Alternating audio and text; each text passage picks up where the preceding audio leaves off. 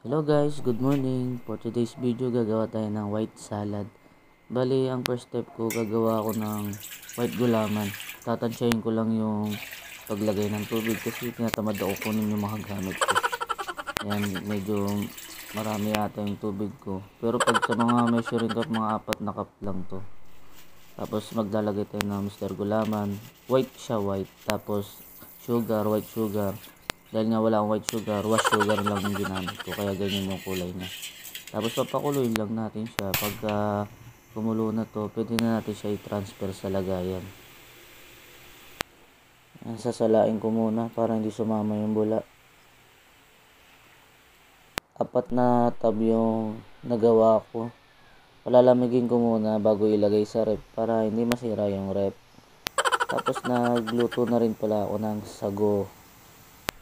Tapos kapag malamig na yung gulaman, nabuo na siya, pwede na natin siya i-cut. Ika-cut ko siya ng 5 square, yung parang size nung nata. Tapos 2 tab pala itong ika-cut ko ng ganito. Pambahay lang to guys Kung gusto nyong gawin tong panghanda, sa bagay magi-Christmas na rin. Pwede din naman. Nga pala, maraming salamat pala dun sa mga nag-subscribe pa rin sa aking YouTube channel kahit bira tayo mag-upload. Maraming salamat.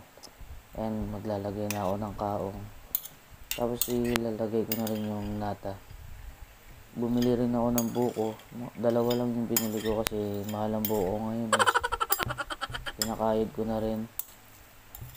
Tapos yung natirang gulaman, ikinayod ko na lang din para mag-style siya na parang buko. Para magmukhang marami. Tapos yung isa ganun din. Tapos imekos-mekos na natin yan minsan. Yung sago pa pala.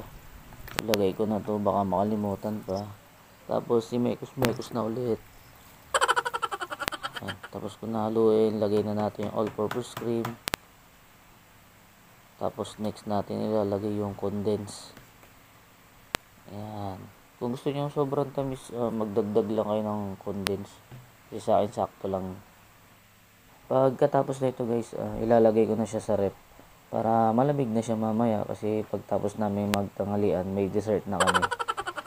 Ayan, okay guys. Sana nag-enjoy kayo sa video. Ingat kayo palagi. Bye bye!